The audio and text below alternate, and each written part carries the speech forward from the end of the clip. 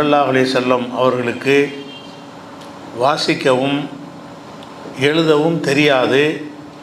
அப்படி இருந்தும் அவர் கொண்டு வந்த வேதம் மிக மிக உயர்ந்த தரத்தில் இருக்கிறது என்ற ஒரு சாராம்சத்தை நேற்று பார்த்தோம்.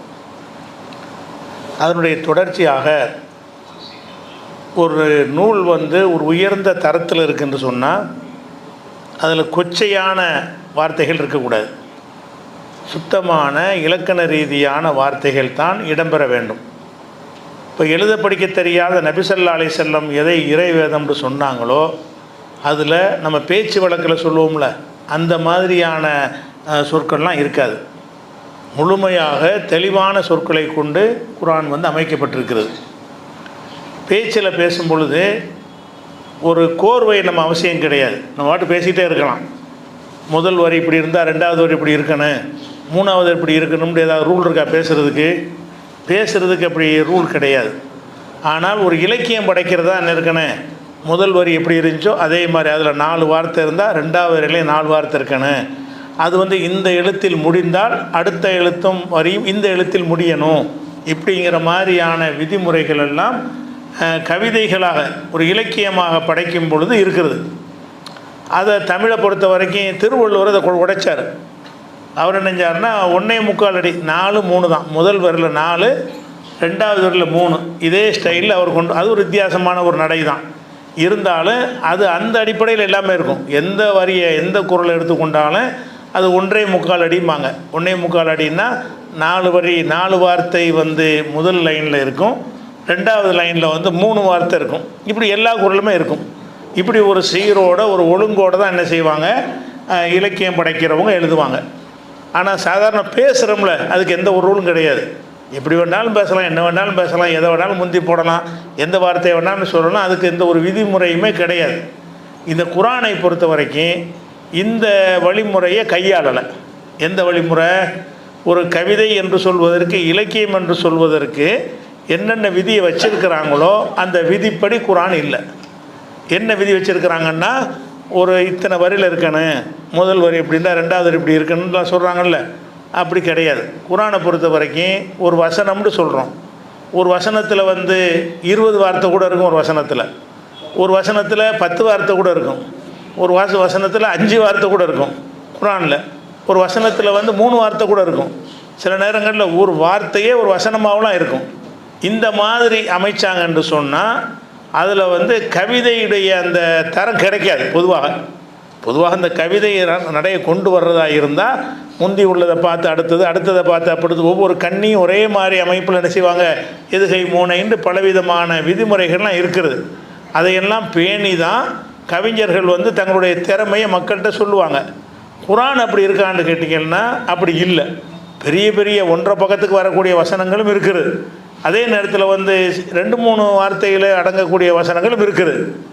இந்த மாதிரி ஒரு நூல் இருக்கும் என்று சொன்னால் அதில் அந்த இசை நயம் வராது. இசை ராகம் வரணும்ல, ராகமாக படிக்கிறதா இருந்தால் அதில் உள்ள மாதிரி முதல் வரி மாதிரி ரெண்டாவது வரி வந்தால் தான் அந்த ராகத்தை, ஒரு இசையை ஒரு கவர்ச்சிகரமாக அதை கொண்டு வர முடியும். குர்ஆனில் இந்த இசையை கொண்டு வருவதற்கு என்னென்ன அம்சங்களை கவிஞர்கள் அந்த கவிதை துறையில் உள்ளவர்கள் ஏற்படுத்தி வைத்திருக்கிறார்களோ அது எல்லாத்தையும் தூர தள்ளிவிட்டு குர்ஆன் என்ன செய்யுதுன்னு கேட்டால் சம்மந்தம் இல்லாமல் ஒரு 15 வார்த்தையில் ஒரு வசனம், அதுக்கு 4 வார்த்தையில் ஒரு வசனம், அதுக்கு 3 வார்த்தையில் ஒரு வசனம், இப்படி ஒரு சீரான முறையில் இல்லாமல் தான் குர்ஆனுடைய வசனம் இருக்கிற நீங்கள் பார்க்கலாம்.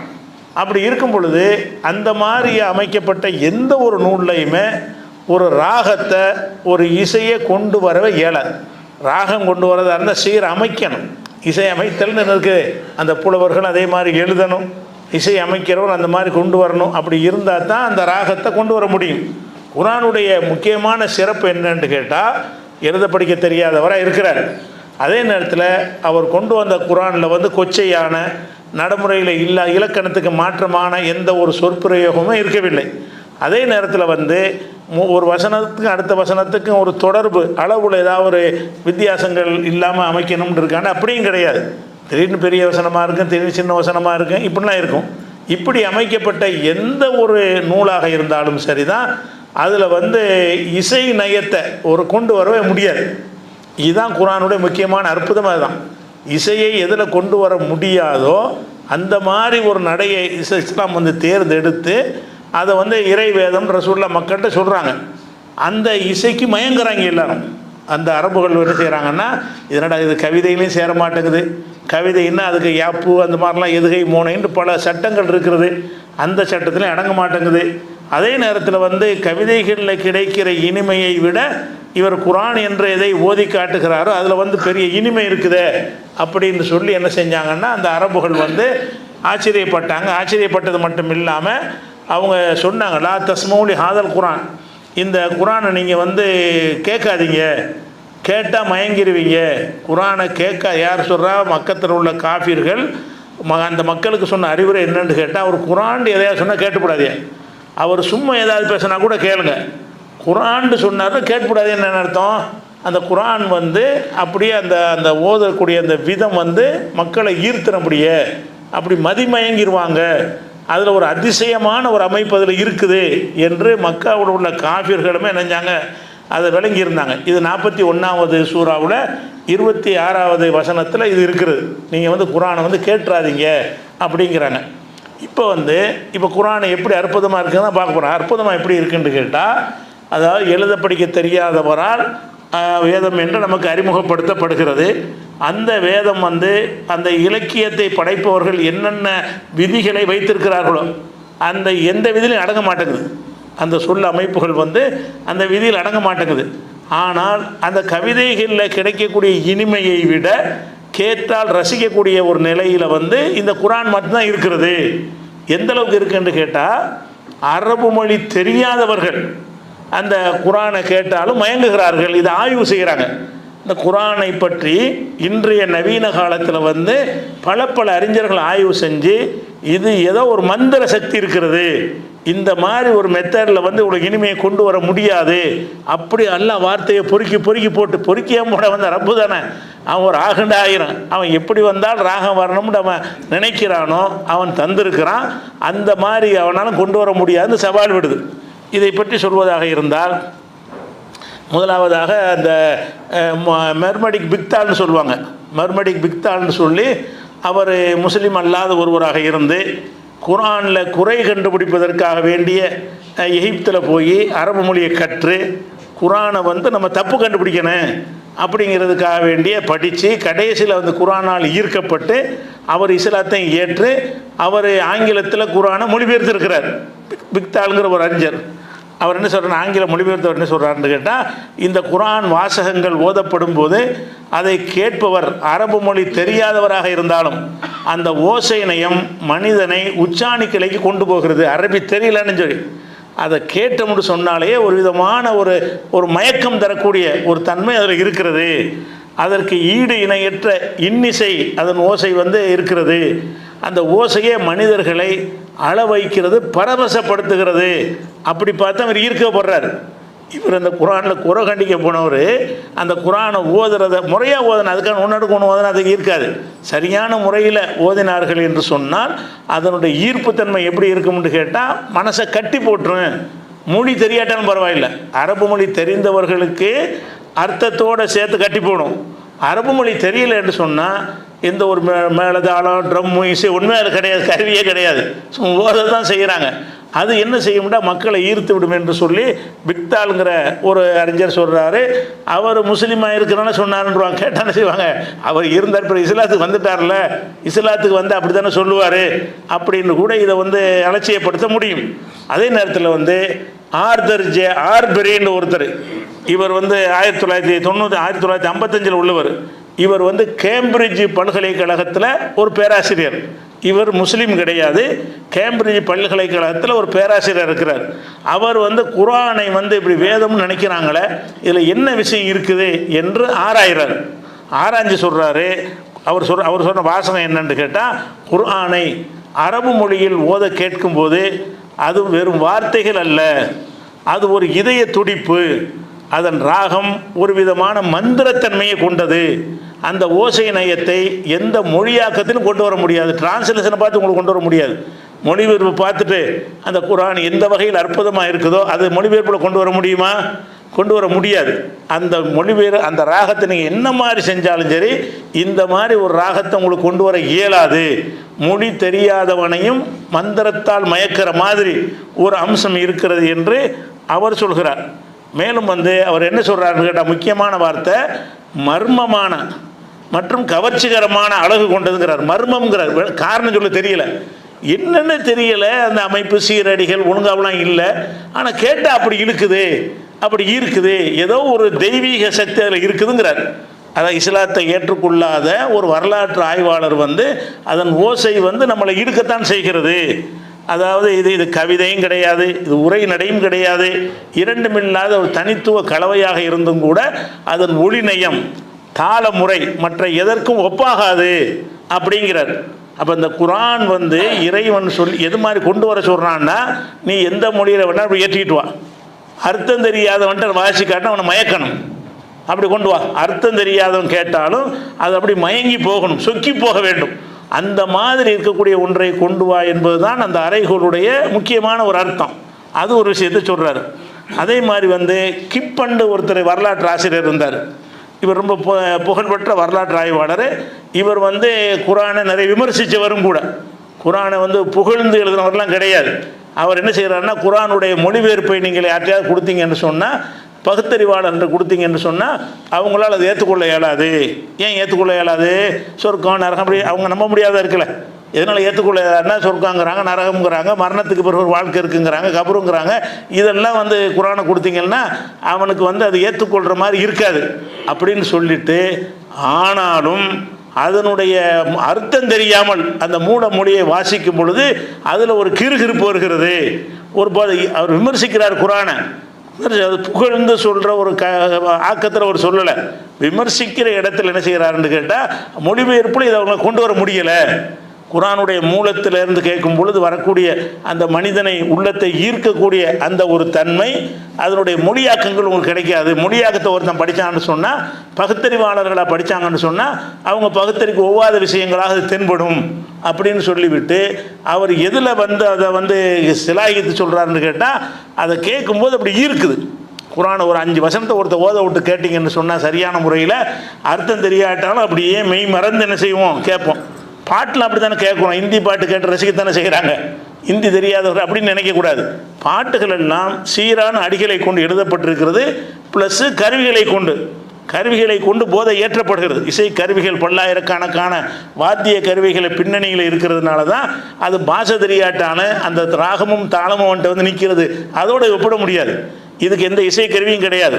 அதே மாதிரி அந்த தாள வரிசை, அந்த அமைப்பு, சொற்களுடைய அளவு, அதெல்லாம் ஒன்றுமே கிடையாது. உங்கள் ரூல் படி அது இருக்கவில்லை, கவரக்கூடிய தன்மையில் இருக்கவில்லை. ஆனாலும் நான் அதான் அற்புதம், இறைவண்டு காட்டுவதற்காக வேண்டி இப்படியான ஒன்றில் இதெல்லாம் கொண்டு வர முடியாதுடா. நீங்கள் ராகம் கொண்டு வர்றாருந்தா ராகத்துக்கு தகுந்த மாதிரி என்ன செய்யணும், முதல்ல சொன்ன மாதிரி ரெண்டாவது மூணாவது கவனித்து வரிகளை நீங்கள் போட வேண்டும். நிறைய அடித்தல் திருத்தல் பண்ணணும். அப்படின்னா செஞ்சதுக்கு பிறகு தான் அந்த ராகத்தில் ஏதாவது ஒன்று வரலன்னு சொன்னால் வார்த்தையை மாற்றணும். ஒரு வார்த்தையை போட்டு பார்ப்பாங்க, இது சரியாக வரலன்னு வேற ஒரு வார்த்தையை போடுவாங்க. அதெல்லாம் கஷ்டப்பட்டு அதை தயார் பண்ணிட்டு என்ன செய்கிறது, அதை வாசிக்கும் பொழுது ஒரு ராகம் மாதிரி என்ன செய்ய வரும். அது மொழி தெரியாதவனை ரசிக்க முடியாது. அப்படியே ரசித்தாலும் அந்த வாசிக்கிற அந்த அடியெல்லாம் சீராக இருக்கிறதுனால ஒருத்தன் ரசிப்பானே தவிர, குரான் எப்படி இருக்குன்னு கேட்டால், அரபியே தெரியாத ஒருத்தன் கேட்குறான். இன்னும் சொல்ல போனால் அந்த மேற்கத்திய நாடுகளில் உள்ளவன் இருக்கான்ல, அவனுக்கு இந்த அரபு மொழியுடைய அந்த எழுத்துக்களை பல எழுத்து அவனுக்கு பரிச்சயம் இல்லாத எழுத்து வராது. அவனுடைய இங்கிலீஷுடைய எழுத்து இருக்கு பாருங்களேன், அந்த எழுத்துக்களும் அரபுல எழுத்துக்கும் நிறைய எழுத்துக்களுக்கு இந்த ஹாங்கிறதுலாம் வராது, கைனுலாம் அவனுக்கு வராது. அந்த மாதிரி சொல்ல போட்டு படிக்கும்போது ஈர்க்க முடியாது. பொதுவாக நம்ம மொழியிலே உள்ள சொல்ல இருந்தால் பரவாயில்லை. மேற்கத்திய நாட்டில் உள்ளவன் என்ன செய்கிறான்னா, அந்த குரானை ஓத கேட்குறாங்க, கேட்கும் பொழுது அப்படி மெய் மறந்து போயிடுறாங்க. ஆனால் இந்த என்னதான் நீங்கள் மொழிபெயர்த்தாலும் சரி, உங்கள் மொழிபெயர்ப்பு கொண்டாந்து எங்கள்கிட்ட கொடுத்தீங்கன்னா நாங்கள் ஏற்றுக்க மாட்டோம், கொண்டு வர முடியலை உங்களாலங்கிறார். மொழிபெயர்ப்பு மூலத்தில் இருக்கும் பொழுது உள்ள அந்த ஒரு கவர்ச்சி மொழிபெயர்ப்பில் கொண்டு வர முடியலைன்னு யார் சொல்கிறாருன்னு கேட்டால், எட்வர்டு கிப்பன்கிற பெரிய வரலாற்று ஆசிரியர் அவர் சொல்கிறார். அடுத்ததாக அதாவது ஒரு பகுத்தறிவாளர், பிரெஞ்சு அறிஞர், அவர் பிரெஞ்சு அறிஞர், நாத்திகர், பிரெஞ்சில் உள்ள ஒரு அறிஞர், பால் கோசோனோவான்னு அவருக்கு பேர். அவர் என்ன செய்கிறாருன்னு கேட்டால், அந்த குரானை அவர் ஆய்வு செய்கிறார். ஆய்வு செய்யும்போது முகம்மது அவர்கள் கொண்டு வந்த இந்த வேதம் அதன் சொல் அமைப்பிலும் ஓசை நயத்திலும் ஒரு அற்புதத்தை கொண்டுள்ளது. அரபு மொழி தெரியாத ஒருவனுக்கு கூட அதன் ராகம் ஏதோ ஒரு மர்மமான உண்மையை சொல்வது போல தோன்றும். அப்போ அல்லாவுடைய வார்த்தைங்கிறதுனால அல்லாஹ் என்ன செய்கிறான்னு கேட்டால், இந்த மந்திரங்கிறாங்கல்ல, அதெல்லாம் ஒன்றுமே கிடையாது. ஆனால் குரான் மந்திரம், குரான் மாத்திரம் என்னது, நெசமாக மந்திரம் தான். அல்லாட்டிருந்து வந்ததுக்கு என்ன ஆதாரம்னு கேட்டால், அர்த்தமும் தெரியல, பாஷை நம்மளுக்கு அர்த்தமாக தெரியுது, எல்லாம் ரசிக்கிறீங்களா இல்லையா? அவனும் ரசிக்கிறானே, அந்த ஆள் சொன்ன மாதிரி இவர் மர்மம்ங்கிறார். அதான் எப்படி இருக்குதுன்னு காரணம் சொல்ல முடியலை. என்னத்தினால இது எப்படி இருக்குது அப்படின்னா நமக்கு காரணம் சொல்ல முடியும். அது இறைவன்ட்டு வந்தது, சேலஞ்சு பண்ணி வந்தது, சவால் விட்டு வந்தது. இது மாதிரி இவனும் கொண்டு வர முடியாதுன்னு சொல்லி அறைகூல் விட்ட ஒரு விஷயத்தினால தான் அப்படி இருக்குது. இறைவன் நினைச்சான்னா அந்த ஈர்க்கக்கூடிய தன்மை அந்த சொற்கள் அமைச்சிருக்கிறான். எந்த சொல்ல போட்டால் அது ஈர்க்கும் என்பதை என்ன செஞ்சிருக்கான், இறைவன் அமைச்சிருக்கிறான். நம்மள்ட்ட ஆன்சர் இருக்கிறது. அவனுக்கு என்ன ஆன்சர் இருக்கு, அவன் யோசிக்கிறான். ஆனால் ஈர்க்குது, என்னத்தினால ஈர்க்குது? நமக்கு இந்த பாஷையும் தெரியாது, இந்த மொழி நமக்கு அந்நியமான மொழி, இந்த மதமும் நமக்கு பிடிக்காது. ஆனால் அது கேட்கும்போது நம்மளுக்கு ஈர்க்குதே, என்னமோ ஒன்று இருக்குது, அதில் மர்மம் இருக்குது. ஒருத்தர் மந்திரங்கிறாரு, ஒரு ஆள் மர்மம்ங்கிறார், அப்படி சொல்கிறார். அதே மாதிரி தனது இறை தூதுத்துவத்தின் நம்பகத்தன்மைக்கு சான்றாக ஏதேனும் ஒரு அற்புதம் செய்யும்படி முகமது நபி கேட்கப்பட்ட போது அவர் குர்ஆனின் சிறப்பான ஒப்பிட முடியாத தன்மையையே தனது இறை மூலத்திற்கான சான்றாக காட்டினார். முஸ்லீம் அல்லாதவர்களுக்கு கூட சொற்செழுமையை மிகவும் மதித்த அந்த எளிய மக்களை பரவசத்தில் ஆழ்த்திய அதன் ஒளி நிறைந்த பாணியின் குறிப்பிடத்தக்க செழுமை கொண்ட மொழியை விட வியக்கத்தக்கது வேறொன்றும் இல்லை. அந்த மக்கள் கேட்குறாங்க, நீ இறை தூதருக்கு என்னப்பா ஆதாரம்னா, இதான் ஆதாரங்கிறார். நான் சொல்கிறேன்ல, இதே மாதிரி நீ சொல்லு பார்ப்போம். நான் சொல்கிறேன்னு உனக்கு ஈர்க்குதுல, அர்த்தம் தெரியாட்டான்னு உனக்கு ஈர்க்குதா இல்லையா? கவிதை மாதிரி இருக்காட்டான்னு உன்னை கேட்டுக்கிட்டே இருக்கணும் மாதிரி தோணுதா இல்லையா? இந்த மாதிரி ஒன்றையும் கொண்டு வா பார்ப்போம். அதைத்தான் அவர் ஆதாரமாக காட்டினார். மக்கள் நீ இறை தூதருக்கு ஆதாரம் காட்டுன்னு சொல்லும்போது இதைத்தான் அவர் காட்டினார் அப்படின்னு சொல்கிறார் அவர். அதே மாதிரி பேராசிரியர் குயிலியும்னு ஒரு ஆள் இருக்கார். இவர் கிழக்கு நாட்டில் உள்ள அறிஞர். இவர் இஸ்லாம்னு சொல்லி என்ன செய்கிறாரு, புஸ்தகம் எழுதியிருக்கார். ஒரு புஸ்தகமே இஸ்லாம்ங்கிற பேரில் எழுதியிருக்கிறார். அவர் என்ன செய்கிறாருன்னா, குர்ஆன் உலகின் செவ்விலக்கியங்களில் ஒன்றாகும். அதை மொழிபெயர்க்கும் பொழுது பாரிய இழப்பு ஏற்படாமல் தவிர்க்க முடியாது. அதை மொழிபெயர்த்தீங்கன்னு சொன்னால் அப்படியே டிட்டோ அதில் உள்ள மாதிரி உங்களால் கொண்டு வர முடியாது. ஏதோ ஒரு கருத்தை உள்வாங்கி விளங்குறதுக்கு சொல்ல முடியுமே தவிர அது அந்த மொழியிலே வாசிக்கிற அவங்களுக்கு மட்டும்தான் அது விளங்கும். அப்படி சொல்கிறார். அது பாரிய இழப்பு ஏற்படாமல் தடுக்க முடியாது. அது விசேஷ அழகு கொண்ட ஓசை நயத்தையும் காதை கவரும் ஒளிப்போக்கையும் கொண்டுள்ளது. பல கிறிஸ்தவ அரபியர்கள், அவர் சொல்கிறார், பல கிறிஸ்தவ அரபியர்கள் அதன் நடையை பற்றி மிகுந்த பாராட்டுடன் பேசுகின்றனர். கிறிஸ்தவர்களாக இருக்கிறாங்க, அரபி பேசுகிறாங்க. இந்த பாலஸ்தீன் பக்கம்லாம் இருக்காங்கல்ல, அங்கெல்லாம் அரபு பேசக்கூடிய கிறிஸ்தவர் நிறைய இருக்கிறாங்க. அவங்களே பாராட்டுறாங்க. இந்த குர்ஆனை கேட்கும்போது ரொம்ப ஈர்க்குதுங்க, எங்களுக்கு அரபி தெரியுது, அந்த அரபியில் கேட்கும்போது ரொம்ப பெரிய ஆச்சரியமாக இருக்கிறது, இது மாதிரி சொல்ல முடியாது, இது மாதிரி சொல்கிறாங்க. பெரும்பாலான அரபு அறிஞர்களும் சொல்கிறார்கள் அப்படின்னு சொல்கிறாங்க. அது தேவையில்லை நமக்கு. இன்றைக்கி கிறிஸ்தவத்தில் உள்ள அரபியர்களும் சொல்கிறாங்க, மொழி தெரியாதவர்களும் சொல்கிறாங்கன்னு அப்படி சொல்கிறார்.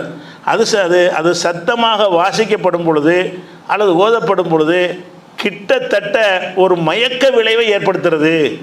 அவர் சொல்கிறார், கிட்டத்தட்ட ஒரு மயக்க விளைவு ஏற்படுதுன்னு அர்த்தம். அது நம்மளை அப்படியே உள்ளத்தை ஈர்த்து உள்ளக்க நுழைஞ்சிருதுங்கிறார். மயக்கம்னு என்ன அர்த்தம்? ஒரு வார்த்தையை கேட்டால் மயக்கம் வருமா? எந்த ஒரு சொல்லை கேட்டால் மயங்குவான, ஏதாவது மயங்க மாட்டான். அந்த குர்ஆனை கேட்கும் பொழுது என்ன ஆகுதுன்னு கேட்டால், அந்த காதில் அந்த ஓசை போகும் பொழுது என்னமோ ஒரு மயக்கத்தக்க ஒரு விஷயம் இருக்குது. அல்லாட்டிருந்து வர்ற வேதம் இருக்கு இல்லையா, அல்லாஹ் அந்த பவரோடு அதை என்ன செய்கிறான், கொண்டாந்து சேர்க்கிறான் என்பதற்கு அதை ஏற்படுத்துது. அது தனது மொழியின் இனிமையான இசையால் விமர்சனத்தை நிசுப்தமாக்கும் இந்த தன்மை கொண்டுள்ளது. எந்த விமர்சனம் பண்ணாலும் சரி அத்தனை வாயடிக்க செஞ்சிடும். இது குர்ஆனை பற்றி எவனா விமர்சனம் பண்ணான்னா இதே மாதிரி நீ தயாரித்து கொண்டு வாட பார்ப்போம். ஒரு மொழி தானே இது, தயாரிக்கிற பெரிய பாரதூரமான விஞ்ஞானத்தை உனக்கு தயாரிக்க சொல்லப்பட்டிருக்குது. இமயமலை புரட்ட சொல்லியிருக்குதா? ஒரு மொழி தானே, நீ பேசுகிற மொழி தானே, இதே மாதிரி கொண்டு வாப்போன்னு இதுக்கு சவால் விடுது. ஏன்னு கேட்டால், இது இறைவன் நான் தான் இதை கொடுத்தேன் என்பதற்கு முத்திரை எப்படி வைக்கிறான்னு கேட்டால், இந்த மாதிரி மயக்க மந்திரத்தை நான் மந்திரங்கிறாங்கல்ல, அப்படி ஒன்றே உலகத்தில் கிடையாது. குர்ஆன் மாத்திரம் மந்திரம் தான்.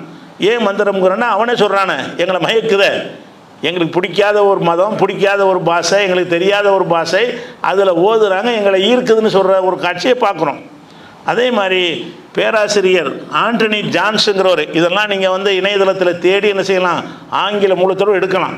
நம்ம ஆங்கில மூலத்தை எடுத்து ஏஐயில் கொடுத்து தமிழாக்கம் பண்ணி நான் கூட சொல்லிகிட்டு இருக்கிறேன். நீங்கள் ஆங்கிலத்தில் நேரம் என்ன செய்யலாம், எடுக்கலாம். அப்போ இவர் யாருன்னு கேட்டால் ஆஸ்திரேலிய தேசிய பல்கலைக்கழக பேராசிரியர். இவர் முஸ்லீம் அல்லாத ஒரு அறிஞர்.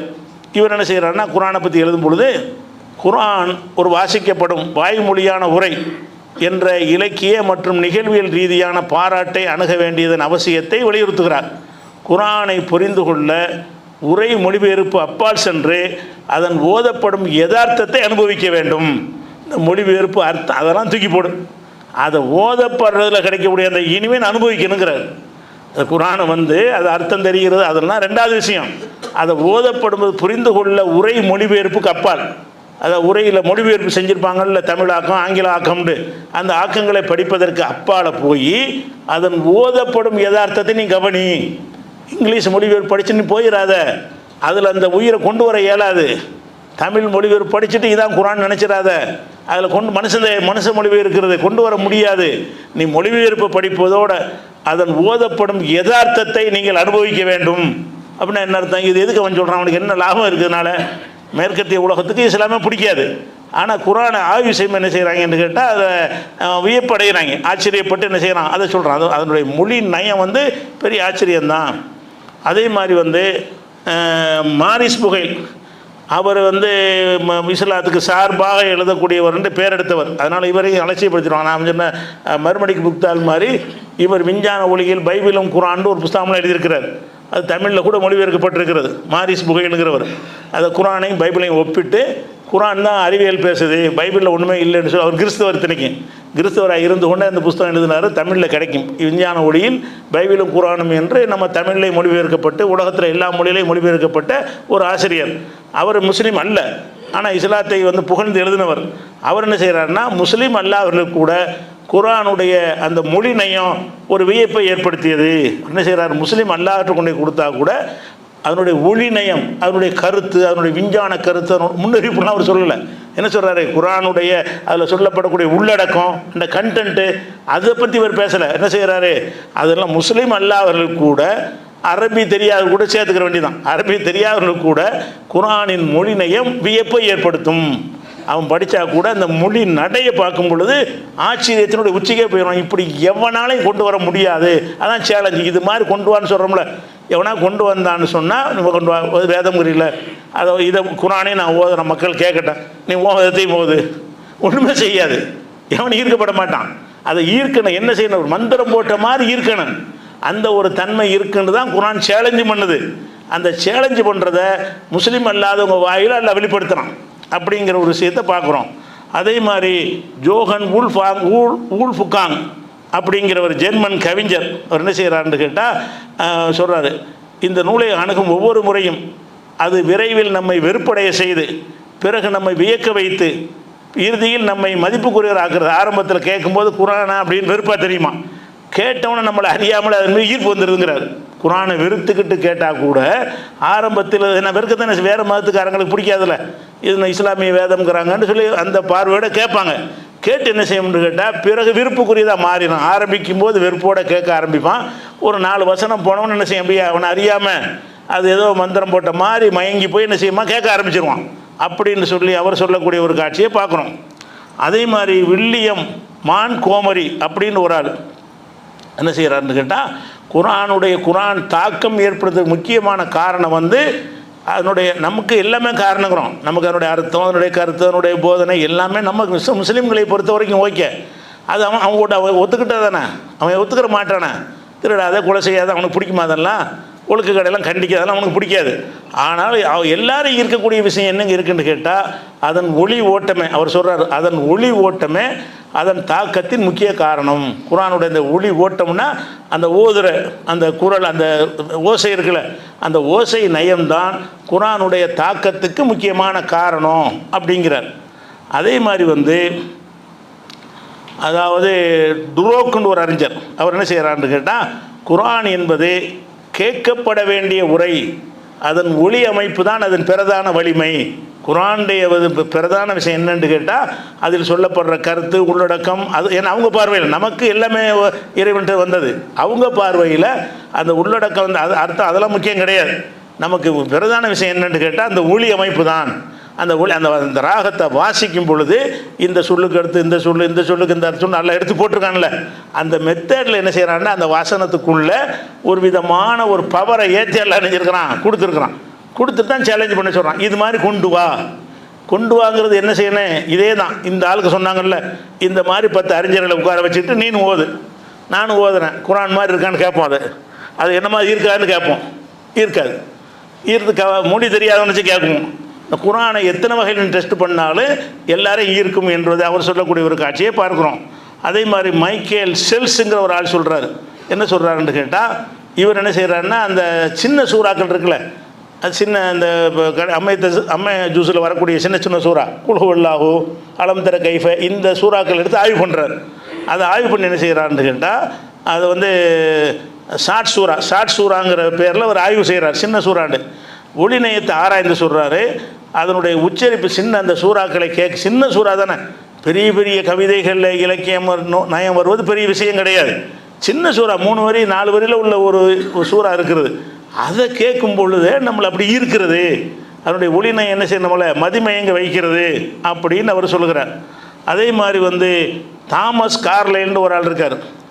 அவர் யாருன்னு கேட்டால், இவர் என்ன செய்கிறாருன்னா இது வந்து ஒரு சில குரானை விமர்சிக்கிற ஒரு ஆள். இவர் குரானை வந்து புகழ்கிற ஒரு ஆள் கிடையாது, விமர்சிக்கிற ஒரு ஆள். அவர் என்ன செய்கிறாருன்னு கேட்டால், அதாவது இந்த குரான் என்று அழைக்கப்படும் நூல் முகமதுவின் மூலமாக வெளிப்பட்டதாக கூறப்படும் இந்த வசனங்கள் அவரது மனித மூளை படைத்தவை என்று கூறுவது எளிது. அவர் தான் முகமது தான் உண்டாக்கிட்டாரு என்று சொல்வது எளிது.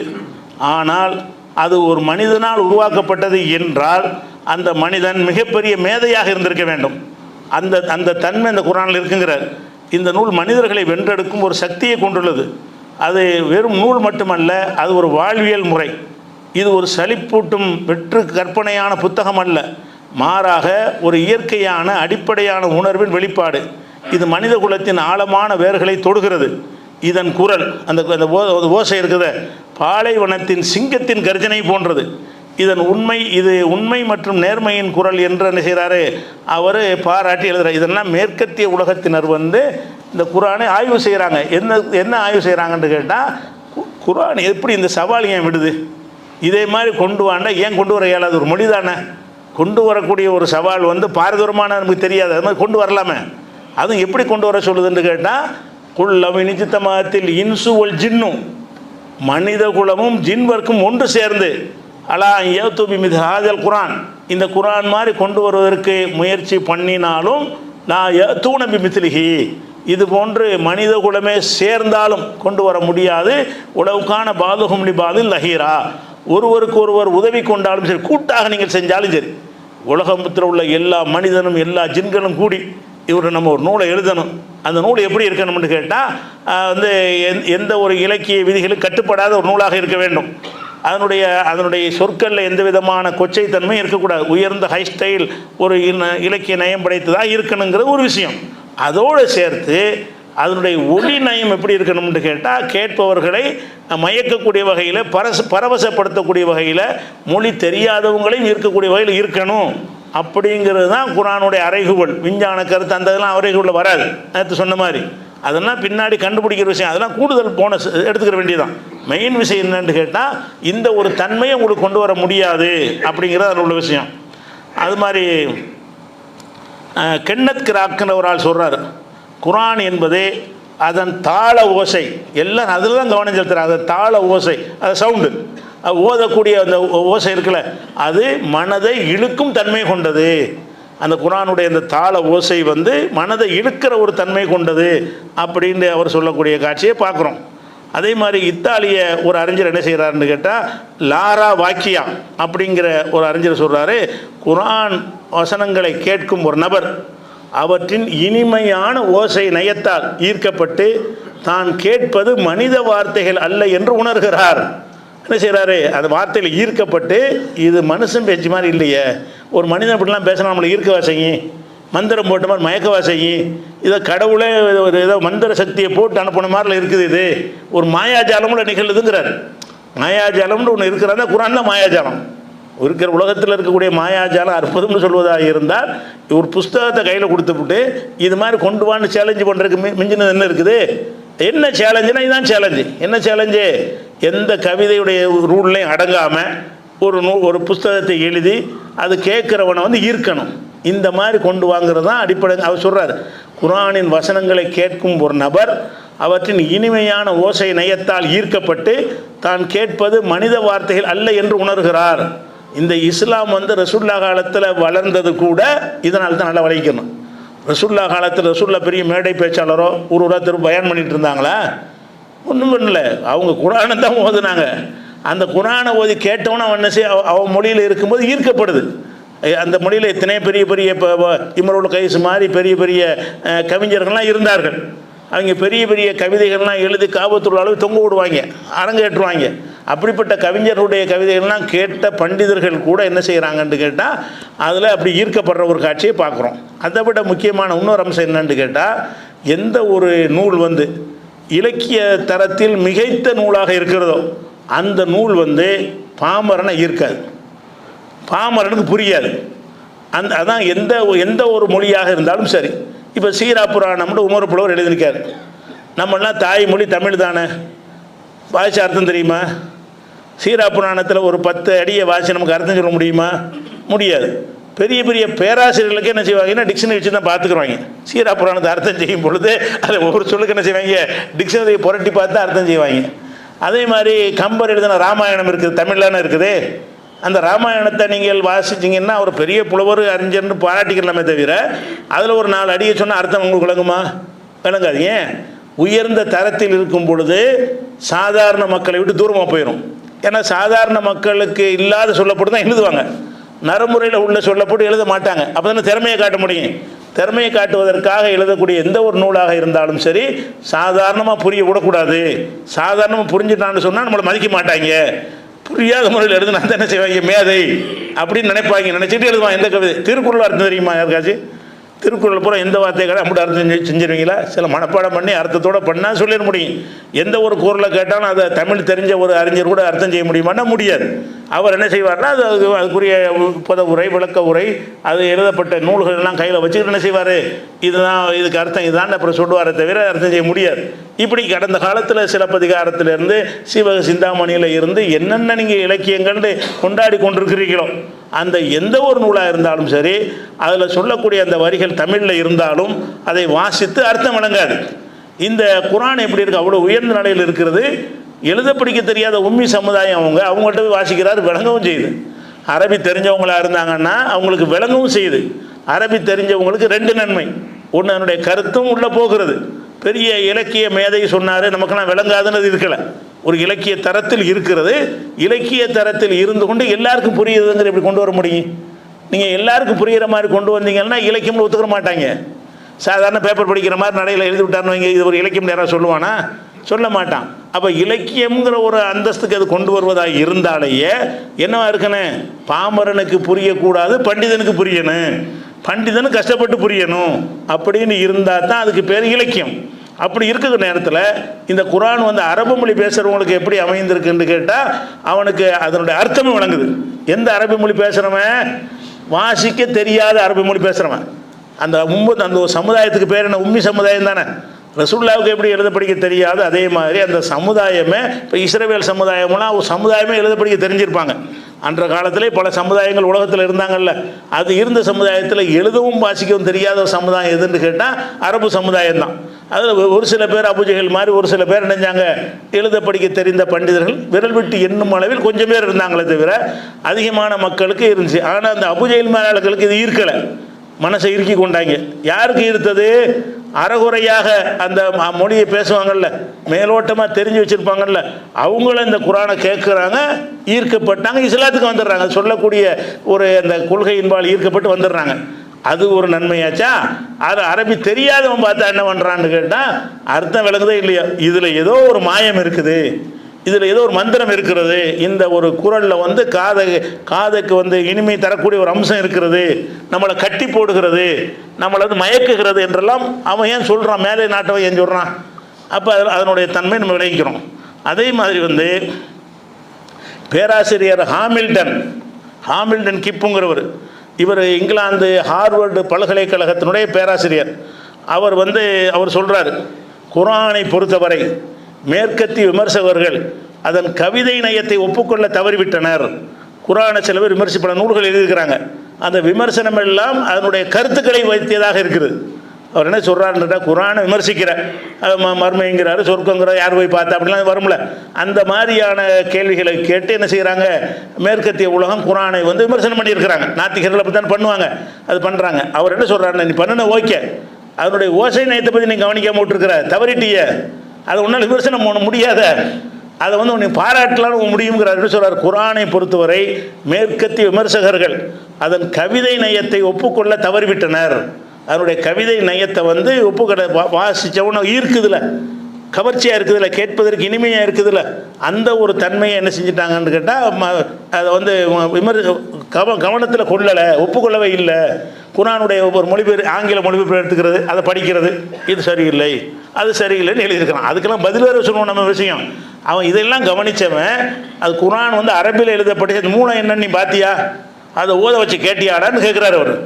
இவர் கேட்டவர். இவர் என்ன செய்கிறாரு, ஒரு ஹார்வர்டு பல்கலைக்கழகத்தில் பேராசிரியர் இருக்கிறவர் சொல்கிறாரு, குர்ஆனை பொறுத்தவரை மேற்கத்திய விமர்சகர்கள் அதன் கவிதை நயத்தை ஒப்புக்கொள்ள தவறிவிட்டனர். கவிதை நயத்தை ஒப்புக்கொள்கிற மூலத்தை படித்தானே வைக்க முடியும், மொழிபெயர்ப்பு படித்தா அப்படி ஒத்துக்கணும். அவன் மொழிபெயர்ப்பு படித்து விமர்சிக்கிறான். குர்ஆனில் ஆங்கிலத்தில் மொழிபெயர்த்திருப்பாங்களே, அதை படிச்சுவிட்டு வரிக்கு வரி அந்த இது சரியில்லை இந்த இது சரியில்லைன்னு ஏதோ ஒன்று சொல்கிறாங்க. அதுக்கெல்லாம் பதில் நம்மள்ட்ட இருக்குது. அது ஒரு விஷயம். குர்ஆனுக்கு எதிராக போடப்பட்ட எல்லாத்துக்கும் நம்மள்ட்ட பதில் இருக்குது. இப்பெல்லாம் என்ன செய்கிறாங்கன்னு கேட்டால், ஏராளமான நான் தேடி பார்த்த வகையில் ஒரு 15 அறிஞர்கள் சொன்னது கிடைத்திருக்கிறது. இன்னும் நல்லா மொழி புலமை உள்ளவர்கள் நீங்கள் ஆங்கில புலமை உள்ள தேடி பார்த்தீங்கன்னு சொன்னால் நிறைய ஆக்கங்கள் கிடைக்கும். குர்ஆனுடைய அந்த இதை என்ன அந்த ஓசை நயத்தை பற்றி என்ன சொல்கிறார்கள் நீங்கள் தேடினீங்கன்னா, நான் எடுத்துக்காட்டு சின்ன சாம்பிள் தான், இதுக்கு மேலே இருக்கும். எவனை எடுத்தாலும் அந்த ஓசை நயத்தை இப்படி சொல்கிறாங்கல்ல, இது தப்புன்னு ஒருத்தன் சொல்லணும்ல, அப்படியா சொல்லணுமா இல்லையா? இதை சொல்லிட்டாங்க, அவன் சும்மா வழங்காமல் சொல்கிறான், அப்படிலாம் இருக்கணும் இல்லை, அப்படி சொல்லணுமா இல்லையா? நம்ம இந்த டிவியில் மேற்கத்திய பிரிட்டன்லேருந்து வரக்கூடிய ஒரு டிவியில் என்ன செய்வாங்கன்னு கேட்டால், பலவிதமான நிகழ்ச்சிகள் நடத்துவாங்க. அந்த ஷோவில் முக்கியமான ஷோ என்னென்னு கேட்டால், ஒருத்தனை பாட விடுவாங்க, எல்லாம் கேட்டுட்ருப்பாங்க. அதே மாதிரி ஒருத்தனை பாங்க சொல்ல விடுவாங்க, கேட்பாங்க. ஒரு கிறிஸ்துவ தோத்திரத்தை போட்டு அது மக்கள் எப்படி இருக்கிறாங்கன்னு பார்க்குறது, ஒவ்வொன்றையும் பார்க்குறதுக்கு. அந்த மாதிரி என்ன செய்கிறாங்க, ஒரு நாள் ஒரு நிகழ்ச்சி நடத்துகிறாங்க, நான் டிவியில் அது பார்க்குறேன். இந்த மாதிரி ஒரு பையன், சின்ன பையன், குர்ஆன் ஓத வந்திருக்கான். அவன் நீ ஓது பார்க்குறாங்க, அழுகுறாங்க. இருக்கிறதெல்லாம் ஒருத்தன் கூட முஸ்லீம் கிடையாது, எல்லாம் ஆங்கிலம் தெரிஞ்சவன், அவனுக்கு அரபியே தெரியாது. அந்த சின்ன பையனை விட்டு ஓத வச்ச நிகழ்ச்சி, வேறு நிகழ்ச்சி நான் பார்க்குறேன். அதில் எல்லாம் இப்போ பார்க்குறாங்க, ரசிக்கிறாங்களே தவிர கண்களில் கண்ணீர் வர்றது எதில் வருதுன்னு கேட்டால், என்னடா இவ்வளோ எப்படி அதை வர வச்சிச்சு, ஒரு அர்த்தம் தெரியலை, ஒன்றும் தெரியலை. நம்ம டிவி ஷோ நிகழ்ச்சி நடத்துகிறாங்க, ரியாலிட்டி ஷோ. அந்த ஷோவில் பலவிதமான விஷயங்களை மேடையில் நடத்தி மக்கள்கிட்ட கொண்டு போவாங்க. பலதரப்பட்ட ரசிகர்கள் அதில் உட்காந்துருப்பாங்க, ரேட்டிங்காக பலதை செய்கிறான். அப்படி செய்யும்போது, தற்செயலாக செய்யும்போது, அந்த குர்ஆன் ஓதுற நிகழ்ச்சியில் என்ன செய்யுதுன்னு கேட்டால், பார்க்குறவங்களாம் கண்ணீரை துடைக்கிறான், கட்சி போட்டு துடைக்கிறான். அந்த முக்காடு போட்டு துணியை வச்சு செல்வாரகப்படுத்த அந்த பொம்பளை துடைக்கிறாங்க. இந்த மாதிரி பொம்பளை ஆம்பளையெல்லாம் அவங்கெல்லாம் முஸ்லீம் இல்லை. என்னன்னு கேட்டால், அதை ஓதக்கூடிய விதத்தில் ஒழுங்கான முறையில் ஓதுனாங்கன்னு சொன்னால், அர்த்தம் தெரியாட்டான ஈர்க்கிறது மட்டும் இல்லாமல் அவனுக்கு அழுகையை வர வைக்கணும்னு அர்த்தம். ஈர்க்கிறது காதுக்கு இனிமையாக ரசிச்சுட்டு போகிறத தாண்டி அழுகை வருதுன்னா, என்னமோ ஒரு தெய்வத்திலேருந்து ஒரு செய்தி வருது, நம்ம ஏற்றுக்கிறாமல் இருக்கிறோமேங்கிற மாதிரி உள்ளத்தில் ஒரு ஃபீலிங் அதை ஏற்படுத்தி அவனுடைய கண்கள்லேருந்து கண்ணீர் வருவதை நானே கண்ணால் பார்த்துருக்கேன். அந்த நிகழ்ச்சியை, அந்த மாதிரி ஷோவெல்லாம் பல தடவை பார்த்துருக்கிறேன். அப்போ அந்த மாதிரி இருக்கிறதுனால குர்ஆனில் அதனுடைய முக்கியமான வகை என்னன்னு கேட்டால், இந்த தன்மை தான், அதனுடைய மொழி நடை தான். ஆனால் அந்த மொழி நடையிலையும் பல விஷயங்கள், ஒவ்வொரு வார்த்தையும் ஏன் போட்டிருக்கோம், அந்த வார்த்தையை ஏன் போட்டான்லாம் சொல்வதாக இருந்தால் அது உங்களுக்கு ட்ரையாக போயிடும். இந்த மொழி சம்பந்தமாக இதுக்கு மேலே சொன்னோன்னு வைங்க, அது அரபி தெரிஞ்சவங்களுக்கு தான் விளங்குமே தவிர, அரபி தெரியாதவர்களுக்கு என்ன தூரமானதாக, நம்மளை எங்கேயே தூரத்துக்கு கொண்டு போகிற மாதிரி உங்களுக்கு தெரிஞ்சிடும். அதனால் இந்த விஷயத்தை அது விட்டுட்டு, இது போக குர்ஆனில் பல பல ஒரே தரத்தில் பேசக்கூடாது. இலக்கியம்னு சொன்னால் அதில் என்ன இருக்குது, ஒரு கிண்டல் இருக்கணும், ஒரு மாற்று கருத்து இருக்கணும், ஒன்று சொல்லி இன்னொரு அர்த்தத்தை நாடணும், இப்படி போட ஊமை இருக்கணும், உதாரணங்கள் இருக்கணும், இப்படி பலதும் கலந்து தான் ஒரு இலக்கியம் என்பது இருக்கும். குர்ஆனை பொறுத்த வரைக்கும் எல்லா விதமான எந்த இலக்கியங்கள் இஸ்லாத்துக்கு விரோதமாக இருக்குதோ, அந்த மாதிரி இலக்கியங்களை தவிர்த்து விட்டு பொய் வந்து இஸ்லாத்துக்கு ஒத்துக்கிறாரு, ஆபாசம் இஸ்லாத்துக்கு ஒத்துக்கிறாரு. இந்த கவிதைகள்லாம் அந்த ஆபாசத்தையும் பொய்யையும் வச்சு தான் மக்களை உயிர்ப்பாங்க. ஏதாவது பொய் கவிதைக்கு பொய் அழகுங்கிறார்ல வைரமுத்து, அதாவது கண்ணுக்கு மை அழகு, கவிதைக்கு பொய் அழகாம். கவிதைனால பொய் தான் இருக்குன்னுங்கிறான். அப்போ கவிதைனாலே பொய் அழகுன்னு சொல்லிட்டு இருக்கும் பொழுது பொய் இல்லைங்கிற அடிப்படையில் ஒரு இருக்கிற ஒரே வேதம் வந்து ஒரே இலக்கியம் வந்து குர்ஆன் மட்டும்தான். அந்த மாதிரி இருக்கிறதுனால பலவிதமான இலக்கிய தன்மைகள் இருக்குல்ல, அதில் வந்து எல்லா வகையான இலக்கிய சுவையோட குர்ஆன் இருக்குது.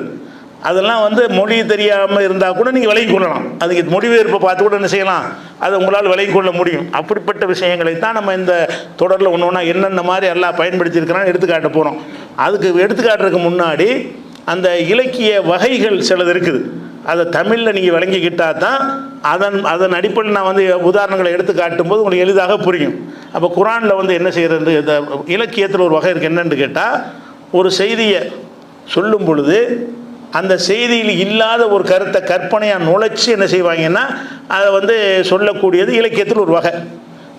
எப்படி இலக்கியத்தில் வகை என்று கேட்டால், ஒரு தலைவர் வர்றாரு, உங்கள் ஊருக்கு வர்றாரு, வரும்பொழுது மழை பெய்யுதுன்னு வைங்களேன், இந்த தலைவரை வரவேற்பதற்காக மழை பெய்ததுன்னு வாங்க. மழை பெஞ்சது மட்டும்தான் நெசம், அவன் கண்ணால் எதைத்தான் பார்க்குறான், மழையைத்தான் பார்க்குறான். தலைவர் வந்தது பார்க்குறான், தற்செயல், ரெண்டு முடிச்சு போடக்கூடாது. தற்செயலாக ரெண்டு விஷயத்தை என்ன செய்வாங்கன்னு கேட்டால் முடிச்சு போட்டு சொல்வது இலக்கியத்தில் ஒரு வகை.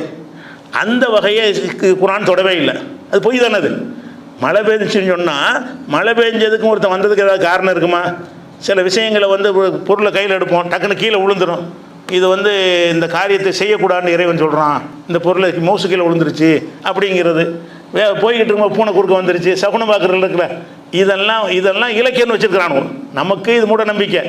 ஆனால் இலக்கியத்தில் என்ன வச்சுக்கிறாங்க, அந்த மாதிரி வந்து அதாவது உதாரணம் என்ன செய்கிறான்னு கேட்டால், மழை பெய்யுதுன்னு வருதுன்னா மழையை கிளம்பும்போது மழை பெய்ய ஆரம்பிச்சிடும். மழையே வந்து நீ போகாதுன்னு எனக்கு சொல்லுது அப்படிம்பாங்க. கவிஞன் என்ன சொல்லுவான், தான் கிளம்ப போவான், மழை வந்தவுடனே இந்த மழை என்ன சொல்கிறது, என்னை போகாது என்று தடுக்கிறது அப்படின்னு சொல்லிட்டு உள்ளே வந்துடுவாங்க. இந்த மாதிரி கவிதை எழுதுவது வந்து என்னது, அந்த சம்பந்தம் இருக்காது, சம்பந்தம் இல்லாது சம்பந்தப்படுத்துறதுன்னு ஒரு இலக்கியம் இருக்கிறது. இலக்கியத்தில் ஒரு வகை. அந்த இலக்கியம் அது என்ன பேர் வச்சுக்கிறாங்கன்னு கேட்டால், ஒவ்வொரு நூலில் ஒரு மாதிரியா சொல்லிருக்கிறாங்க. தற்குறிப்பேற்று அணி, தற்குறிப்பை ஏற்று அணி, நம்முடைய சொந்த குறிப்பை அதில் சேர்த்து சொல்லக்கூடிய ஒரு வகைன்னு பிரிச்சிருக்கிறாங்க. இது இலக்கியத்தில் எல்லா இலக்கிய நூல்கள்லையும் அந்த மாதிரி கோவலன் வரும்போது கொடி அசைந்தது, அதனால நீ வராத மதுரைக்கு என்று சொன்னதும் வாங்க. கோவலன் மதுரைக்கு வரும்போது இந்த அவரை கொண்டு விடுவாங்கல்ல, மதுரைக்கு வரும்போது இந்த கொடி அசைஞ்சான் பாண்டியன் கோட்டையில். அது என்ன சொன்னதான், நீ வராது போயிரு, கொடி அசைஞ்சன்னு சரி போயிரு, அதை மீறி அவர் போனாருமாங்க. அதை கேட்டு ரசிப்பாங்க பயங்கரத்தில். இன்னும் அற்புதம், என்ன கற்பனை, இது மூடத்தனம், இது மடனம், இது மடத்தனம், அதுக்கு இதுக்கு சம்மந்தமே. அது கொடி தன்னால் ஆடுது, இவன் வந்தது சாவணுன்னு விதி இருந்திருக்குது, இவன் ரெண்டையும் ஜாயிண்ட் பண்ணி அந்த கொடியை அன்றைக்கி சொன்னிச்சா இல்லையா அப்படின்னு சொல்லி எழுது. அந்த மாதிரி கவிதைகள் இருக்கிறது. சிலப்பதிகாரத்தை எடுத்துக்கிட்டிங்கன்னா இந்த மாதிரிலாம் வரும்.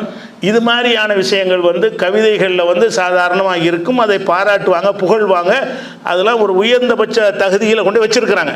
இஸ்லாத்தை பொறுத்த வரைக்கும் இந்த மாதிரியான ஒரு விஷயம் கிடையவே கிடையாது. குர்ஆனில் வந்து அதாவது இல்லாத ஒன்றை இணைச்சி சொல்கிறதுனா பொய்யா போயிருமில்லங்க.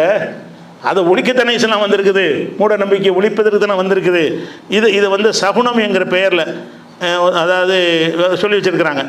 அதே மாதிரி ஒரு ஊருக்கு போகிறோமா, அந்த பூக்களை பார்த்துட்டு இந்த பூக்கள் எல்லாம் இவரை புன்னகைத்து வரவேற்கிறதுமாங்க. அது பாட்டு பூத்திருக்கு, இவனை வரவேற்குதான். பூக்கள் என்ன செஞ்சு புன்னகைத்து வரவேற்குதுமாங்க. அப்படி கற்பனை பண்ணினால் கவிஞன் திறமை உள்ளவன் அப்படின்னு சொல்லுவார்கள். இந்த மாதிரி என்ன செய்கிறான்னு கேட்டால், விளக்கு அணைஞ்சிருச்சுன்னு வைங்க, விளக்கு அணைஞ்சிருச்சு, நம்மளை இந்த காரியத்தை செய்யக்கூடாதுன்னு சொல்லுது.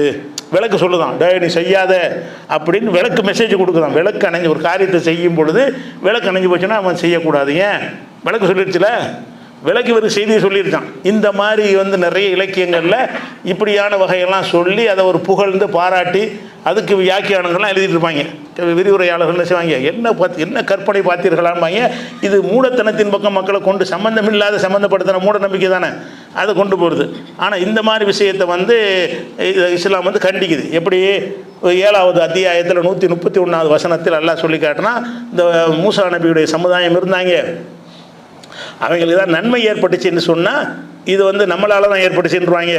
ஏதாவது முசீபத்து தீமை வந்துருச்சுன்னு சொன்னால் இல்லை அந்த மூசானால தான், என்னைக்கு இந்த மூசா வந்தாரோ அன்னையிலேருந்து ஆரம்பிச்சுன்றாங்க. அப்படி சொன்னாங்களாம். மூசா வந்ததுக்கு துன்பம் வந்ததுக்கு என்ன காரணம்? துன்பம் அவனுக்கு தனித்தனியாக வரக்கூடியது. வைத்த வலிக்குன்னு வைங்களேன், அந்த மூசா வந்ததுனால தான் வந்துருச்சு அப்படின்னு மூசா நபியை பற்றி சொன்னாங்களாம். அதாவது ஒயின் துசுபிகும் செய்யத்தும், அவர்களுக்கு ஒரு தீமை ஏற்பட்டு விட்டது என்று சொன்னால் எத்தையருபி மூசா, மூசாவை சகுனமாக கெட்ட சகுனமாக ஆக்கி விடுவார்கள். மூசா மேலே பழியை போட்டுருவாங்க. மழை பெஞ்சாலும் மூசா தான், வெயில் அடித்தாலும் மூசா தான், வறுமை வந்தாலும் மூசா தான், வெள்ளம் வந்தாலும் மூசா தான். இவர் என்னைக்கு ஆரம்பித்தாரோ அன்றைக்கே எல்லாம் நாசமாக போச்சும்பாங்க. இதை எல்லாம் கண்டிக்க தான் செய்கிறான். அவங்க இலக்கியத்தில் உயர்ந்த தன்மைன்னு சொல்கிறாங்கல்ல, அந்த தன்மைக்கு இங்கே வேலை இல்லைன்னு எல்லாம் கண்டிக்கக்கூடிய விஷயமாகத்தான் குரான் இருக்கிறதே தவிர இந்த பொய்யான இலக்கியம் கிடையாது. அதே மாதிரி ஹூத் நபி போய் அந்த மக்கள்கிட்ட போய் பிரச்சாரம் பண்ணும் பொழுது காலு இத்தையர்னாபிக்க, நீ வந்ததுனால தான் எல்லாமே. அவங்க ஹூத் நபி இப்போ என்ன செய்கிறாங்க, ஒன்னால தான் அம்புட்டீங்க. எது நடந்தாலும் சரி, இந்த ஹூதுன்னு ஒரு ஆள் வந்தார்லப்பா, அது கொஞ்சம் நல்லா தானே போயிருந்தோம். அவர் என்னைக்கு இது எல்லாம் வணங்குன்னு சொன்னார், அன்னைக்கு பிடிச்ச முசீபத்துன்னுருவாங்க. அப்படி சொன்னார்கள் என்று சொல்லி 27வது சூறாவில் 47வது வசனத்தில் சொல்லி காட்டுக்கிறான். அதே மாதிரி யாசின் சூறாவில் 3 தூதர்கள் ஒரு சமுதாயத்துக்கு அனுப்புவான். அவங்க சில துன்பங்கள் அனுபவிக்கும். என்ன செய்வாங்க, இந்த 3 பேர் தான் நமக்கு காரணம். இத்தையர்னாபிக்கும், நாங்கள் உங்களை தான் கெட்ட சகுனமாக பார்க்குறோம், நீங்கள் வந்தீங்க முசீபத் ஆயிடுச்சுன்னு அவங்க சொல்கிறாங்க. இல்லை, இந்த மாதிரி விஷயங்கள் குரானில் இல்லைங்கிறது மட்டும் இல்லை, இதை மறுக்குது. குரானில் அந்த மாதிரி உதாரணங்கள் சொல்லப்படலைங்கிறது மாத்திரம் இல்லாமல் இப்படி சொல்வது மடமை, இது தப்பு என்று மறுக்கிறது. நபிகள் நாயகம் ஸல்லல்லாஹு அலைஹி வஸல்லம் அவங்களுடைய காலத்தில் இப்ராஹிம், ரசூலுல்லாஹ்வுடைய மகன் இப்ராஹிம், அவருக்கு ஒரு மகன் இருந்து சின்ன வயசில் பால்குடி பருவத்திலேயே இப்ராஹிம் இறந்துட்டார். இறந்த அன்னைக்கு கிரகணம், சூரிய கிரகணம் ஏற்படுது. என்னைக்கு இப்ராஹிம் இறந்து போகிறாரோ அன்னைக்கு என்ன செய்யுதுன்னா சூரிய கிரகணம், ஆகாயத்தில் கிரகணம் ஏற்படுது. மக்கள் என்ன செய்கிறாங்க, அந்த கிரகணத்தை பற்றி அறிவுலாம் அந்த காலத்தில் கிடையாது.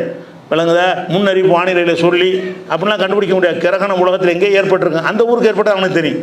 கிரகணம் ஒரு ஊருக்கு வேறு ஊருக்கு வராமல் இருக்கும், அது அந்த மக்களுக்கு தெரியாது. அவங்க ஊருக்கு நேரம் என்னைக்கு கிரகணம் வருமோ அன்றைக்கி தான் பார்ப்பானுவோம். அப்படி 10 வருஷத்துக்கு ஒருக்கா 15 வருஷத்துக்கு ஒருக்கா அவனுக்கு கிரகணம் வரும். அப்போ அதனால் கிரகணத்தை பற்றி நாலேஜ் இல்லாதனால என்ன செஞ்சாங்கன்னு கேட்டால், இது இப்ராஹிமுடைய மரணத்துக்கு தான் வந்துச்சு. இதே மாதிரி இந்த மாதிரி டைப்பில் இந்த இலக்கியம் இருக்கிற தற்குறிப்பை ஏற்றி சொல்லக்கூடிய ஒரு அணி, அந்த அடிப்படையில் என்ன செஞ்சாங்கன்னு கேட்டால் சகாபாக்கள்லாம் இது இப்ராஹிமுடைய மரணத்தினால தான் கசபத்தி ஷம்சுலி மௌத் இப்ராஹிம், இப்ராஹிமுடைய மரணத்திற்காகத்தான் சூரிய கிரகணம் ஏற்பட்டது என்று சொல்கிறார்கள்.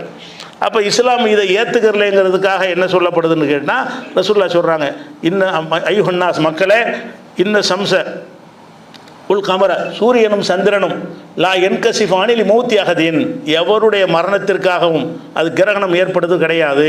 ஒலாலி ஹயாத்திகி, எவருடைய பிறப்புக்கும் வராது. ஒருத்தன் பிறந்தாங்கிறதுக்கு அது வராது, ஒருத்தன் இறந்தாங்கிறதுக்கு அது வராது. அதனால் அது கிரகணத்தை கண்டால் நீங்கள் துஆ செய்யுங்கள், அல்லாஹ்வை தொழுங்கள் ரசூலுல்லாஹ் சொன்னாங்கங்கிற ஒரு செய்தி புகாரியில் 1043வது ஹதீஸ்லையும், அதே புகாரியில் 1060வது ஹதீஸ்லையும் 1063வது ஹதீஸ்லையும் இந்த செய்தி இருக்கிறது. அப்போ இது என்ன செய்தி, இஸ்லாத்தை பொறுத்த வரைக்கும் இலக்கியத்தில் ஒரு வகையாக இருக்கக்கூடிய இந்த தப்பான இலக்கியம்தான் அது. இலக்கியவாதிகள் அது பேர் ரசிப்பாங்க. இது தப்பு, இது மூட நம்பிக்கை. ஒன்றுக்கு சம்பந்தமில்லாத ஒன்றை அதில் சம்பந்தப்படுத்தி பேசுதல் என்பது புகழ்வதற்காக, மன்னரை புகழ்வதற்காக என்ன செய்வாங்க, ஒரு ராஜா புகழ் மாதிரி அப்படி பார்ப்பாங்க. ஒரு வேப்பமரம் ஆடுமா, அந்த வேப்பமரம் ராஜாவை தான் புகழுதுன்றாங்க. இதை கேட்டாலும் சம்பந்தப்படுத்துறது, காசு வாங்குறதுக்காக வேண்டி, அந்த புகழ்ந்து செய்வதற்காக வேண்டி இல்லாத ஒன்றை சம்பந்தப்படுத்தி சொல்லக்கூடிய ஒரு விஷயங்கள் அது ஒரு அடிமைத்தனத்துக்கு ஒரு அடையாளமாக இருக்கிறது, மூட நம்பிக்கையாக இருக்குங்கிறத இஸ்லாம் ஒத்துக்கிறல. அதே நேரத்தில் ஒன்று இஸ்லாம் ஒத்துக்கிறது. என்ன ஒத்துக்கிறதுன்னு கேட்டால், நம்ம வெளியே போக போகிறோமா, போகிறது ஒரு நல்ல ஒரு வார்த்தை காதில் விடுவது, வெற்றின்னு சொல்லி ஏதோ ஒரு வார்த்தை ஏதோ சொல்லி காதில் விடுதுன்னு வைங்க. சரி, நல்ல காரியம், நம்ம நல்ல காரியத்துக்கு போகிறோம், நம்ம நல்ல வார்த்தையும் கேட்குன்னு மனசில் திருப்தி பட்டுக்கலாம். ஏன்னா அது நிறுத்துகிற வேலை வராதுல. கெட்ட வார்த்தைகள் ரிட்டர்ன் ஆகுறது தான் இஸ்லாத்தில் தடை இருக்கிறது. போகிறீங்க, கெட்ட வார்த்தையை சொல்லிட்டான், ஆஹா கெட்ட வார்த்தை வருது, விதவை குறுக்க வந்துட்டா, எரும மாடு வந்துருச்சு, நம்ம போகக்கூடாது அப்படின்னு சொல்லி எடுத்த முடிவை மாற்றுறாங்கல்ல, அதை இஸ்லாம் ஏற்றுக்கொள்ளவே இல்லை. நீ எடுத்த முடிவுக்கு ஏற்ப என்னத்தையா நீ பார்த்தீங்கன்னா சந்தோஷப்பட்டுக்க அப்படி ரசூலுல்லாஹ் கேட்குறாங்க. ஃபால் என்பது மட்டும் சகுனம் கிடையாது. ஓ ஹைருஹா அல் ஃபாலு, நற்சகுனம் என்பது அதில் சிறந்த அது இருக்குதுங்கிறாங்க ரசூலுல்லாஹ். அப்போ ஃபால்னா என்னன்னு சஹாபாக்கள் கேட்குறாங்க. அப்போ ரசூலுல்லாஹ் சொல்கிறாங்க, அல் கலிமத்து சாலிஹா எஸ்மோ அகதுக்கும், உங்களில் ஒருத்தர் காதில் விடக்கூடிய நல்ல சொற்கள், காதில் விடக்கூடிய நல்ல உதாரணமாக ஒரு ஆளுக்கு ஃபாயிஸ்னா வெற்றி பெற்றவர்னு அர்த்தம்.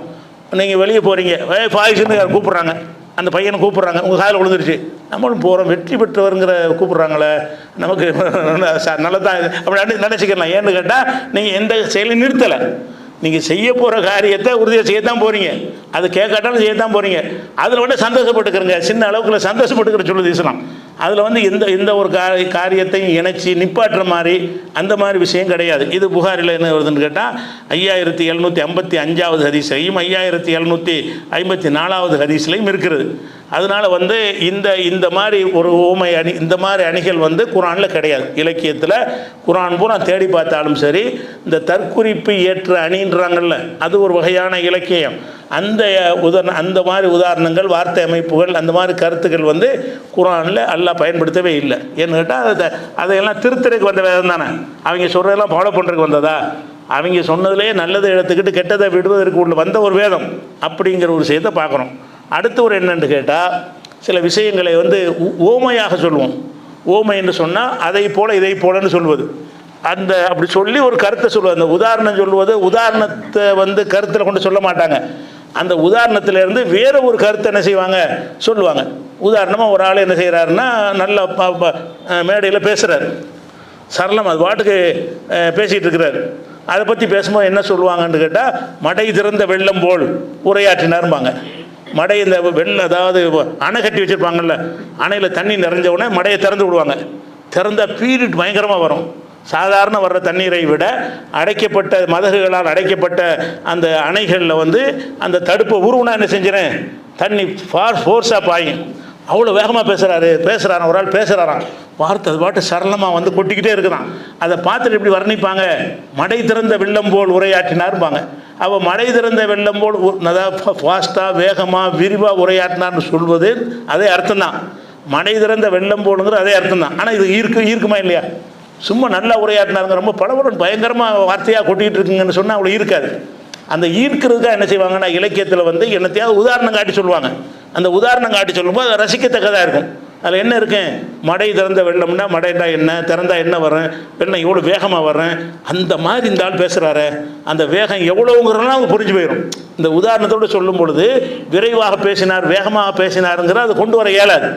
உதாரணத்தை சொல்லும்போது அந்த கருத்தை என்ன செய்யும், இவன் லேசுப்பட்ட ஆள் மடை திறந்த வெள்ளம் மாதிரி பேசுகிறாரு, இப்படி உதாரணங்கள். இதுக்கு ஓமை அணின்னு அதுக்கு பேர் வச்சுருக்கிறாங்க. இந்த ஊமை அணிகள் வந்து குரானில் ஏராளம் இருக்குது. பல விஷயங்களை வந்து உதாரணங்களை சொல்லி அதெல்லாம் நான் ஒன்று எடுத்து காட்டுவேன், எந்தெந்த வசனங்களில் என்னென்னலாம் இருக்குதுன்னு சொல்லி. அந்த ஊமை அணி இருக்குது. அதே மாதிரி உதாரணமாக ஒரு ஆள் வந்து ஒரு விஷயத்தில் பட்டும் படாமல் இருக்கார், ஈடுபாடு இல்லாமல் இருக்கிறாரு. அப்படி இருப்பார்னா என்ன செய்வாங்கன்னு கேட்டால், அவர் ஒரு மந்திரியாக இருக்காருன்னு வைங்களேன், மந்திரியாக இருந்து லஞ்சம் வாங்காமல் காசு கொண்டதுக்கு ஆசைப்படாமல் ஒருத்தன் இருக்கான், கற்பனை தான் இருக்க மாட்டேன், ஒரு வேலை இருக்கிறான்னு வச்சுக்கிடுவோம். அப்படி ஒருத்தர் இருந்தான்னா என்ன செய்வோம், அவர் தாமரையில் தண்ணீர் மாதிரி இருப்பார் அப்படிங்கிறோம்.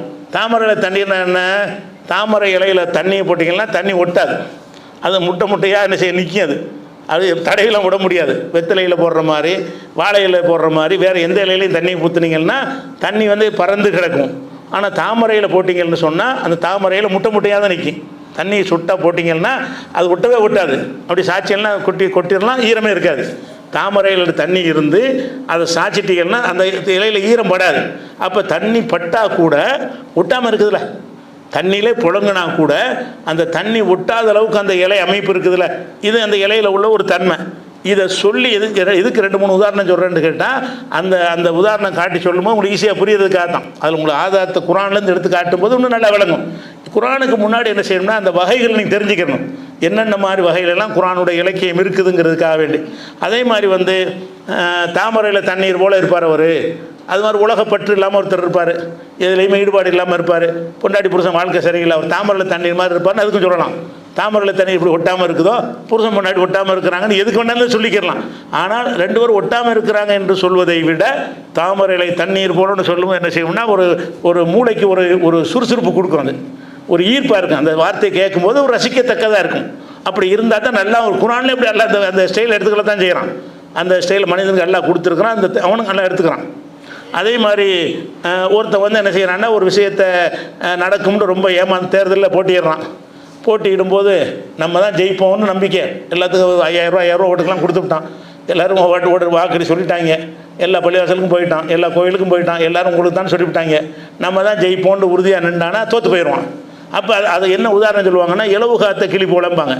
இலவு காத்த கிளின்னு சொன்னால் இலவுண்டா இலவம் பஞ்சு, இலவுண்டா இலவு இல்லை, இலவம் பஞ்சுக்கு இலவும்பாங்க.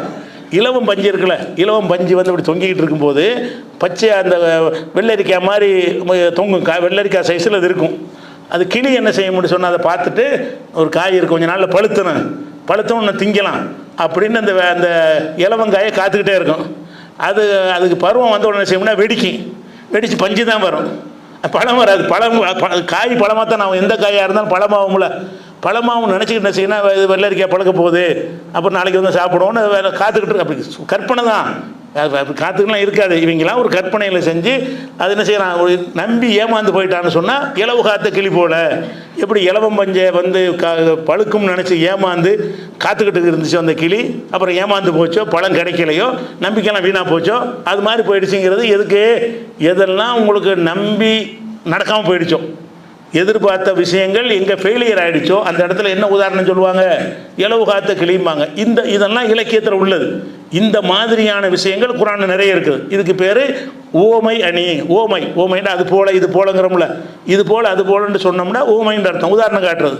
அதே மாதிரி வந்து ஒரு கணவன் மனைவி வாழ்கிறாங்கன்னு வைங்களேன், அதில் 2 பேர் நண்பராக இருக்கிறாங்கன்னு வைங்க, அதை எப்படி சொல்லுவாங்க, நகமும் சதையும் போலம்பாங்க. நகமும் சதையும் பிரிக்க இயலுமா? நகம் வந்து அந்த சதையோடு ஒட்டிக்கிட்டு தான் இருக்கும், விலங்குதை பிரித்தோம்னா அது புண்ணாக போயிடும், காயமாயிரும். அப்போ நகமும் சதையும் எப்படி வந்து பிரிக்க முடியாமல் இருக்குதோ அப்படிலாம் பிரிஞ்சு தான் இருக்கிறாங்க. மனசால் ஒட்டி இருக்கிறத காட்டுறதுக்கு என்ன செய்வாங்கன்னு கேட்டால், நகமும் சதையும் போல் இருக்கிறார்கள், அவங்கள பிரிக்க முடியாது அப்படின்ற, பிரிக்க முடியாதுன்னு சொல்வதை விட நகமும் சதையும் போல் இருக்கிறார்கள்னு சொல்லும்போது ஒரு ரசிக்கத்தக்கதாக இருக்கும்ல. சும்மா எல்லாம் ஒன்று சேர்ந்துருக்கிறான்னு சொல்வதை விட அந்த உதாரணத்தை சொல்லி ஒரு ஃப்ரெஷ்ஷாக ஒரு டானி குடித்த மாதிரி இருக்குது, அந்த மாதிரி வச்சு அந்த வார்த்தையை சொல்லும் பொழுது ஈர்ப்பு இருக்கும்ல. அந்த ஈர்ப்பு இருக்கிற காரணத்தை எல்லாம் ஒத்துக்கொண்டு என்ன செய்யறான்னு கேட்டால், அந்த மாதிரி உதாரணங்கள் வழியாக பல விஷயங்களை குர்ஆனில் சொல்லி காட்டுகிறான். அதே மாதிரி வந்து ஒருத்தனுக்கு ஒருத்தன் காவலாக இருக்கிறாங்க, காப்பாற்றிட்டு இருக்கிறாங்க, இவருக்கு ஒரு துணை அவருக்கு இவர் துணை அப்படிங்கிற மாதிரி இருக்கிறாங்கன்னு வைங்க. அது ஒரு தாய் வந்து பிள்ளையை காப்பாற்றுன்னு வைங்க. இதெல்லாம் சொல்லும்போது என்ன செய்வாங்கன்னா, கண்ணை இமை காய்ப்பது போலம்பாங்க. இந்த கண் இருக்குல்ல, இமை மாதிரி உலகத்தில் சிறந்த காவலன் கிடையாது. ஏன்னு கேட்டால் அது வாட்டுக்கு 24 ஹவர்ஸும் கண்காணிப்பில் இருக்கும். ஒரு தூசி வந்தால் டக்குன்னு முடிக்கணும். அந்த இமை மேலே உள்ள அந்த கண்ணில் உள்ள அந்த தோல் அது என்ன செய்யும்னு கேட்டால், கண்ணுக்குள்ளே ஏதாவது வந்துடக்கூடாது என்பதற்காக வேண்டி எல்லா நேரமும் அது வந்து கவனிச்சுக்கிட்டே இருக்கிறது. என்ன செய்யும், ஒரு எறும்பு வந்தாலும் சரி, ஈ வந்தாலும் சரி, டக்குன்னு மூடிக்கணும். அதை கண்ணை காப்பாற்றுது, அதை கண்ணை இமை காப்பாற்றுவது போல இருக்கிறான். இதை எதுக்கு உதாரணம் சொல்லுவாங்க, ஒரு மனுஷன் இன்னொரு மனுஷனுக்கு பக்கபலமாக இருக்கான், சப்போர்ட்டாக இருக்கிறான், அவனுக்கு எது வந்தாலும் விட மாட்டான், பாடி கார்டாக இருக்கிறான், அந்த மாதிரி ஏதோ ஒரு வகையில் அவனுக்கு உதவியாக இருக்கான்னு வைங்க. அதுக்கு என்ன உதாரணம் காட்டுவாங்க, கண்ணை இமை காப்பது போல் அவர் காத்துக்கிட்டு இருக்கிறாரு, இந்த ராஜாவை வந்து அந்த அதிகாரி காப்பாற்றுறாருன்னு ஏதோ எதுக்கு வேணாலும் சொல்லலாம், அது சொல்லிட்டு போகிறது. அது மாதிரி வந்து ஒரு விஷயம் நடக்குது, அது நடக்குமா நடக்காதா, அங்கிட்டு போமான்னு தெரியலை, அதுக்கு என்ன உதாரணம் சொல்லுவாங்கன்னு கேட்டால், மதில் மேல் பூனைம்பாங்க. ஒரு மதிலுக்கு மேலே பூனை இருக்குது, இங்கிட்டு குதிமா அங்கிட்டு குதிமா யாருக்கு தெரியும், பூனை நடுவில் பூனை நிற்கிது, அந்த பூனை இங்கிட்ட வேணாலும் குதிக்கலாம், அங்கிட்ட வேணாலும் குதிக்கலாம், எந்த பக்கம் குதிக்குன்னு தெரியலை. அந்த மாதிரி தெரியாமல் இருந்தால் என்ன செய்வாங்கன்னு கேட்டால், மதில் மேல் பூனை. இந்த ஒரு கட்சிக்காரன் வந்து எந்த கூட்டணியில் சேர போகிறான்னு தெரியலை, மதில் மேல் பூனையாக இருக்குது, இங்கிட்டு போனாலும் போயிடுவோம் அங்கிட்டு போனாலும் போயிடுவோங்கிறதுக்கு என்ன செய்யலாம், இந்த உதாரணம் காட்டலாம். இது மாதிரி ஏராளமான உதாரணங்கள் வந்து இலக்கியத்தில் இருக்கிறது. இதுக்கு பேர் ஓமை அணி. இந்த ஓமை அணி வந்து ஏராளமாக குர்ஆனில் இருக்குது. அந்த ஓமை அணிங்கிற தலைப்பை எடுத்துக்கொண்டு நம்ம ஒன்றா உதாரணத்தை காட்டுவோம். எப்படியெல்லாம் இல்லை உதாரணம் சொல்லி புரிய வைக்கிறான். டைரெக்டாக சொல்வதை விட ஒரு உதாரணத்தை சொல்லி அதன் மூலமாக ஒரு கருத்தை சொல்வதுக்கு பேர் ஓமை அணி. அப்போ ஓமை அணிங்கிறது இலக்கியத்தில் இருக்கிற மாதிரி குர்ஆனில் இருக்கிறது. இது ஒரு வகை.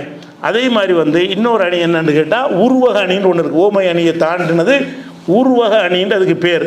அந்த அணிண்டா என்ன, அதுக்கு சில உதாரணங்களை சொல்லி உங்களுக்கு புரிய வச்சுட்டு தான் குர்ஆனுக்கு போகணும். பேசிக்க இது என்னென்று வழங்க அங்கே வந்து ஓமை அணி நான் சொன்னாட்டா திருது முடிக்கக்கூடாது. அதுக்காக தான் முன்னாடி என்ன செஞ்சு ஒவ்வொரு வகையும் இருக்கிறது. அந்த வகை என்னங்கிறது நீங்கள் சில உதாரணங்களை கொண்டு வழங்கி கொண்ட பிறகு குர்ஆன்லேருந்து எடுத்து காட்டினா தான் என்ன அழகான இப்படியெல்லாம் குர்ஆன் வந்து கவனிச்சிருக்கிறது அப்படின்னு நம்ம ஆச்சரியத்தினுடைய உச்சிக்கே போயிடலாம். அந்த உருவக அணி இன்னும் ஏராளமான அணிகள் இருக்கிறது. எல்லா வகையான அணிகளையும் ஓரளவுக்கு உங்களுக்கு விளக்கி விட்டு குர்ஆனில் அந்த அணிகள் எப்படியெல்லாம் இருக்குது என்று எடுத்து காட்ட வேண்டியிருக்கு. இன்ஷா அல்லாஹ் அதை வந்து நம்ம நாளைக்கு பார்க்கலாம். அஸ்ஸலாமு அலைக்கும்.